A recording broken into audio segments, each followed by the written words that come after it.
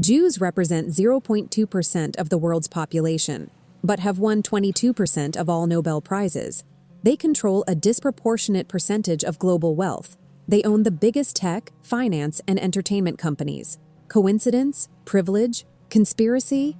None of that. These are concepts taught for 3,000 years that anyone can apply, regardless of religion. In this video, I'm going to teach you 7 fundamental Jewish concepts that explain this historical financial success. And it's not about being greedy or too clever. It's exactly the opposite. It's about having a sacred relationship with money, seeing prosperity as divine blessing, and understanding that wealth comes with responsibility. Ready to learn ancient wisdom that still works perfectly in the 21st century? Let's dive into the mindset that built fortunes for millennia. First fundamental concept: money is sacred, not dirty. In traditional Christianity, there's this idea that money is the root of all evil, that the rich won't enter the kingdom of heaven. In Judaism, it's totally opposite. Money is seen as a blessing from God, a sacred tool to fulfill divine purposes. In the Torah, God promises material prosperity as a reward for living righteously. Abraham was rich, Isaac was rich, Jacob was rich, Solomon was the richest man in the world, and all were considered righteous. So from the beginning, Judaism associates wealth with blessing, not with sin. Why does this matter? Because if you subconsciously believe money is dirty, you'll sabotage your own prosperity. But if you see money as sacred, as a divine gift, you pursue it without guilt, use it with purpose, and prosper naturally. Practical application: change your mental relationship with money. Stop feeling guilty for wanting prosperity. Stop thinking being rich is wrong. Start seeing money as a tool to do good in the world, to support family, to contribute. This releases a huge psychological block. Second concept: tzedakah isn't charity, it's justice. The word tzedakah comes from tzedek, which means justice. In Judaism, helping those in need isn't an optional act of kindness. It's a moral obligation. It's restoring fair balance in the world. And there's a specific rule: you donate a minimum of 10% of what you earn, ma'aser. But you can't donate more than 20% because otherwise you yourself become dependent. It's perfect balance, generous but responsible. And here's the deep insight: when you practice tzedakah, you demonstrate you're not a slave to money. You show you have healthy detachment. And paradoxically, this attracts more money. The sages guarantee whoever does tzedakah never becomes poor. Why? Because you break the energy of scarcity and unhealthy accumulation. Practical application: start separating 10% of everything you earn to help someone. Could be an institution, could be someone in need, could be a family member in difficulty, but do it before spending on yourself. This reprograms abundance mentality. And if you're digging these ancient concepts, go ahead and hit that like button and subscribe to the channel, because there's a lot more Jewish wisdom coming. Third concept: Shabbat. Sacred rest creates productivity. Every observant Jew completely stops working on Shabbat, from Friday sunset until Saturday night. No phone, no email, no work. It's total rest. Seems like economic insanity? It's actually profound wisdom.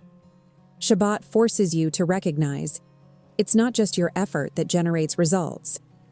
There's a greater source sustaining you.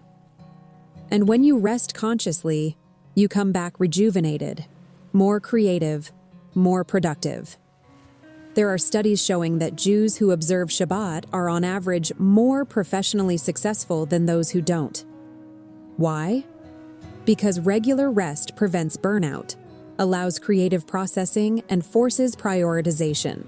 You have 6 days to do everything, so you become efficient.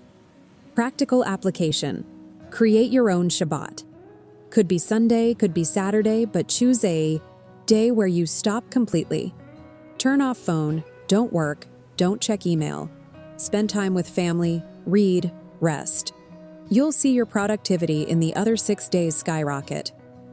Fourth concept: study is investment, not expense. In Judaism, education is supreme value. Poor families make absurd sacrifices to educate children. It's not optional, it's maximum priority. Why? Because knowledge is an asset nobody can take from you. There's a Talmudic phrase, if you think education is expensive, try ignorance. Jews invest a huge percentage of income in their own education and their children's. And not just formal education, constant study of Torah, Talmud, everything. Result? Jews dominate knowledge areas: medicine, law, sciences, technology, finance. Because for 3,000 years they've understood, knowledge is economic power. While other cultures invested in land or gold, Jews invested in their children's brains. Practical application. Change your mindset about education. Stop seeing courses as expenses and see them as investments in yourself. Separate a percentage of income to always be learning. Books, courses, mentorship. And if you have kids, prioritize their education above luxuries. And look, if you're with me this far, go ahead and drop that like, subscribe to the channel, and turn on notifications. Fifth concept. Community is a prosperity network. Jews maintain extremely united communities. Synagogue isn't just a place of prayer, it's a social, economic center of mutual support. When a Jew opens a business, the community supports it. When a Jew needs a job, the community helps. This isn't nepotism, it's a survival strategy that became a prosperity strategy. Instead of competing individually, the community prospers together. And when the community prospers, the individual prospers. There's a concept of gemach, interest-free loan system within the community. Someone needs to start a business? Community lends. Need emergency help? Community supports. It's a safety net and propulsion system. Practical application. Stop trying to prosper alone. Build or participate in a community of growth-minded people. Could be an entrepreneur group, could be an online community, could be a mastermind. But surround yourself with people who grow together, not who compete destructively. Sixth concept. Life is ethical negotiation. In the Talmud, there are hundreds of pages discussing commercial ethics, how to negotiate fairly, how to avoid deceiving, how to be honest in transactions.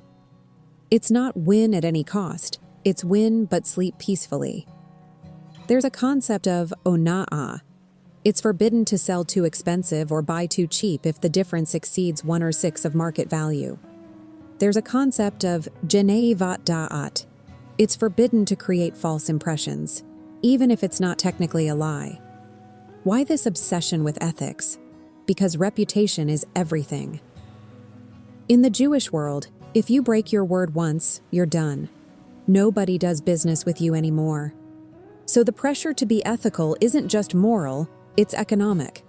Practical application. Build an unshakable reputation. Deliver more than you promise. Be honest even when it hurts. Negotiate win-win. Might seem like you lose in the short term, but in the long run, reputation is worth millions. Seventh concept. Gratitude as daily practice. Observant Jews make dozens of blessings every day. Blessing when waking up, when eating, when drinking water, when seeing a rainbow. Gratitude is constant, programming, and there's a specific morning prayer called Modeh Ani. I give thanks. Before anything else, you give thanks for being alive. This establishes gratitude frequency before the day begins. Why does this generate prosperity? Because gratitude shifts perception from scarcity to abundance. The more you notice what you have, the more you attract. It's neural reprogramming for abundance. Practical application. Institute a gratitude practice. Every day, list 3 specific things you're grateful for. Can be simple things. Clean water, roof, health. Do this religiously for 30 days and your mindset transforms. So let's recap the 7 Jewish concepts for prosperity. First, money is sacred, not dirty. Change mental relationship with wealth. Second, tzedakah is mandatory justice. Donate 10% and break attachment. Third, Shabbat creates productivity through sacred rest. Fourth, study is investment in the most valuable asset, you. Fifth, community is collective prosperity network. Sixth, negotiate with ethics because reputation is everything. Seventh, daily gratitude reprograms for abundance. These aren't magic secrets. They're principles tested for 3,000 years in a culture that survived slavery, diaspora, persecution, Holocaust, and still prospers. They're wisdom that works because it's based on human nature and timeless truths. And the best part? You don't need to be Jewish to apply them. They're universal concepts dressed in Jewish language. Any person, any religion, any background can take these principles and prosper. Here's my Jewish challenge for you. Choose 3 of these 7 concepts and apply them for the next 90 days.